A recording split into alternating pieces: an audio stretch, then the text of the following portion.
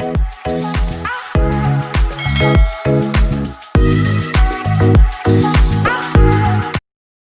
guys! So ngayon magluluto ko ng ulam. Ang lulutuin ko ngayon ay tokwa't baboy at alamang. Ang mga ingredients ay tokwa or tofu, pork, onions and garlic, Chinese celery, tomatoes,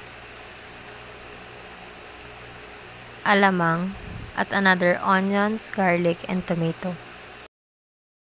Natin lutuin ang tokwa't baboy, kailangan natin magprito ng tokwa.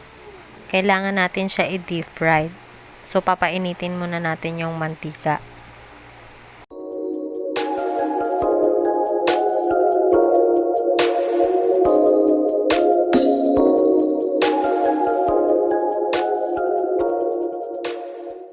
Pag mainit na yung mantika, isa-isa natin ihuhulog yung tokwang ipiprito natin. Tapos, hayaan natin siya mag-golden brown.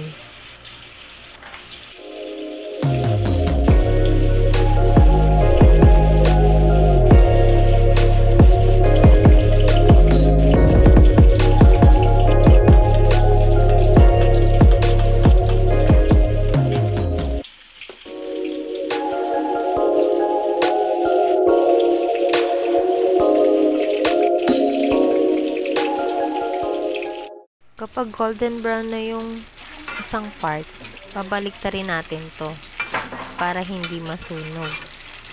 Dahil ayoko nang masyadong luto, gusto ko yung medyo light brown lang siya. Kasi parang matigas kapag sobrang luto na siya. Ayan, medyo golden brown na siya. So, iaahon na natin siya sa mantika at itatransfer natin sa isang malinis na lalagyan.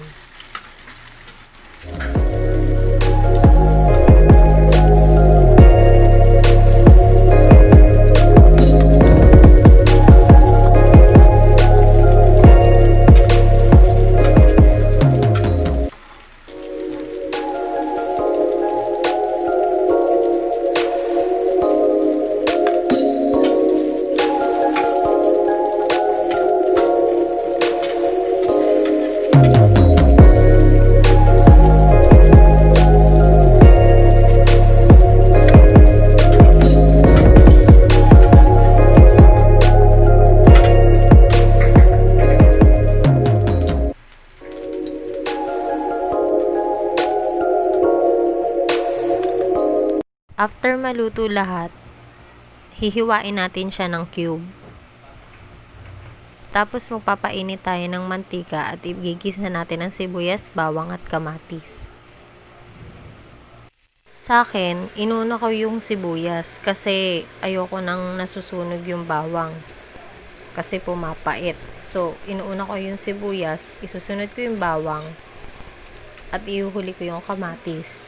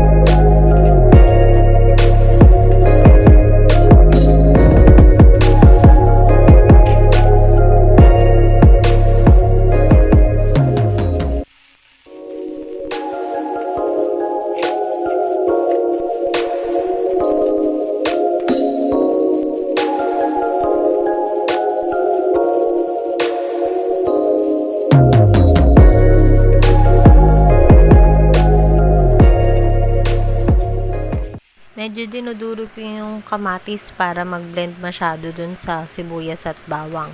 Tapos, isusunod ko na ngayon yung pork. Hahaluin ko siya ng hahaluin hanggang sa mag-golden brown din yung pork.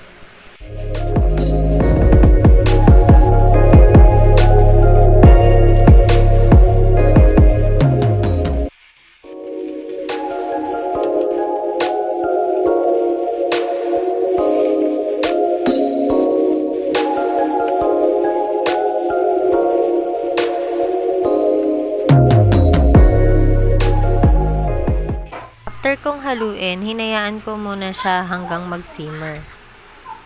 Tapos, hinalo ko di siya ng hinalo para even yung pagkakaluto ng pork.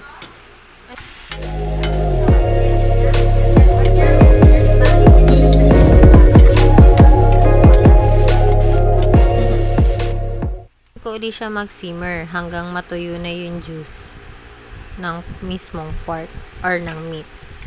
Tapos isusunod ko na ngayon yung tofu. Then hahaluin ko ulit.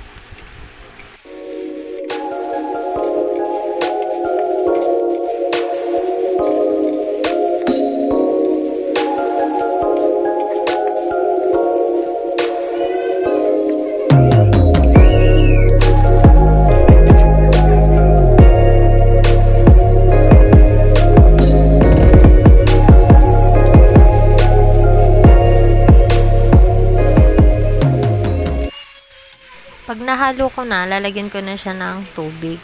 Mga 2 cups. Para magkaroon ng sabaw.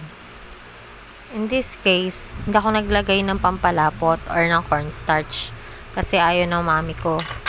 Ayaw niya rin ng ibang palasa like seasoning.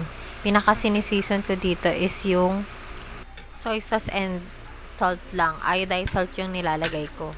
Hindi rin ako naglagay ng paminta at saka black beans kasi ayaw nila.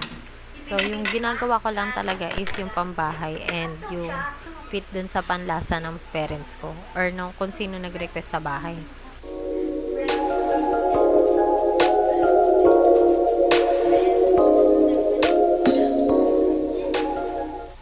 After kong lagyan ng soy sauce, tatakpan ko muna siya and then pakukuluin ko bago ko lalagyan uli ng salt.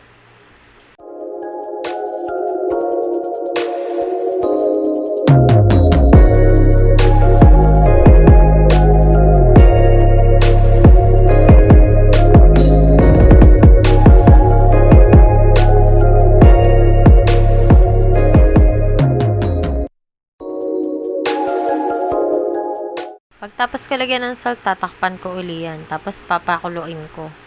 Tapos, yung pinaka-final, titikman ko muna. Pero ita-toppings ko na din yung Chinese celery.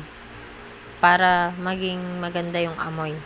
Pampabango rin kasi yun. At syempre, nakakadagdag din sa lasa ng pagkain.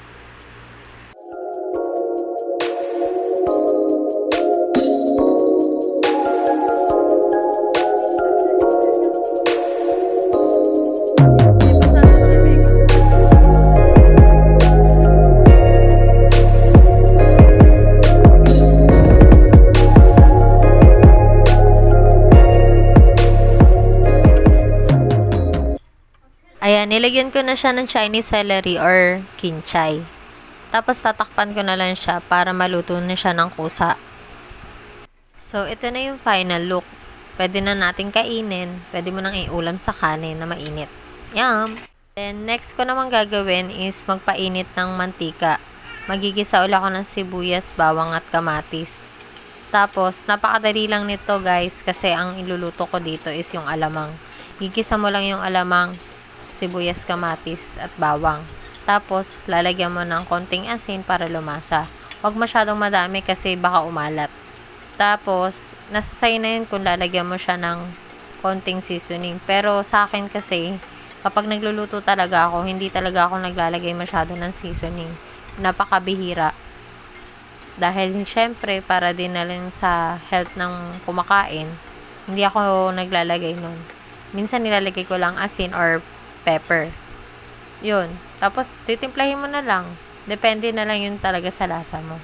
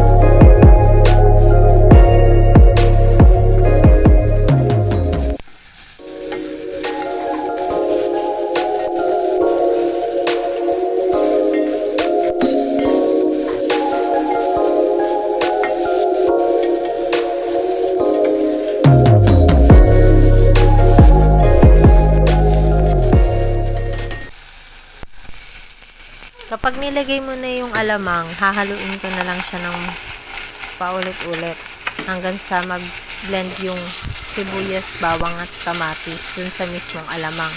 Tapos, konting pakulo lang kasi minsan natutuyo siya. Ayoko naman kainin ng dry.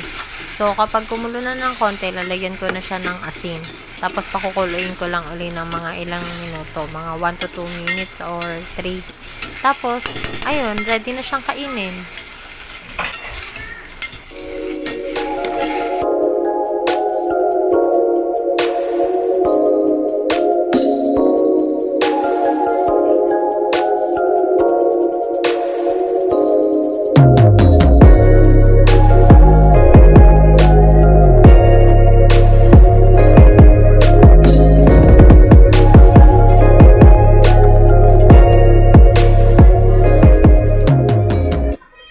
Pahaba lang. Ayun.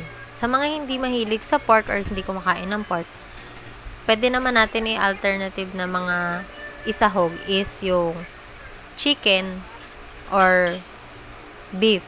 Nasa sa inyo yun. So, eto na nga. Ready na ang ginisang alamang.